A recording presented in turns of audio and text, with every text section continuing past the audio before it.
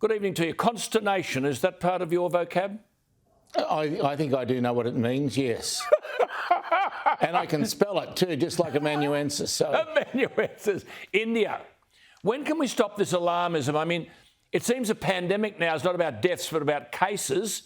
India's had 198,000 deaths with a population of 1.3 billion. It's 0.15% of the population. I mean, yeah. What? It's hardly a big deal in India. And we're trying to make it one. Yes. For reasons I don't quite understand. Good on you. Good on you. I mean, it means since I've said before, Graham, since the coronavirus started 14 months ago, India's lost on average 471 people a day. 27,000 people die every day in India. As you say, I don't understand. What are they on about? I have no idea. The numbers have never added up to hysteria, and yet that's all we seem to get about it. And then, of course, you've got the health system, which is diabolical. I mentioned earlier, there's a thing called global climate risk.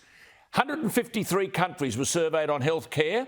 India ranks 112, near the bottom of the birdcage. The health system's a mess. Well, they virtually don't have one, Alan. Unless you've got a quid, there's just no way in the world you can get looked after in India. That is absolutely right. 1.2% of GDP on health care. Ours is 10%, America's 16%. Graham, the Prime Minister's announced a $747 million defence package as the Department of Home Affairs Secretary Michael Pizzullo warns, quote, the drums of war are beating. So what do you make of that? Well, I'm not sure the drums of war are beating yet. I agree. I think that's going a little bit too far.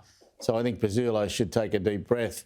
But that having been said, we've always got to be on our guard. We've always got to be alert.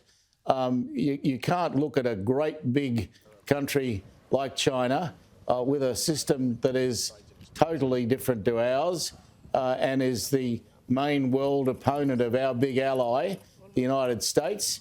You can't look at them as some benign force. You've got to always look at them with a question mark. Well said, well said. Just finally, though, Graham, what the people are saying is, surely if the West stands up to China, it's the bundle of sticks theory, isn't it? China might be accelerating its military capabilities, but can't America, Japan, India and Australia, leave out Europe, say to China, you touch Taiwan and you're in trouble?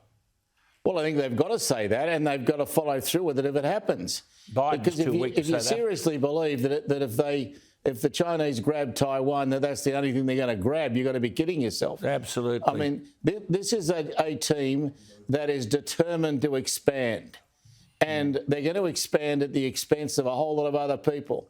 And so the world has to just get together and say, no, you might be the big bully over there, but there's bigger bullies around. Pull your head in. Good stuff. Richo, you're in fine form. The Workers' Cottage must be feeding you well. Well done, my friend. Off to MSG, and I'll see you next week.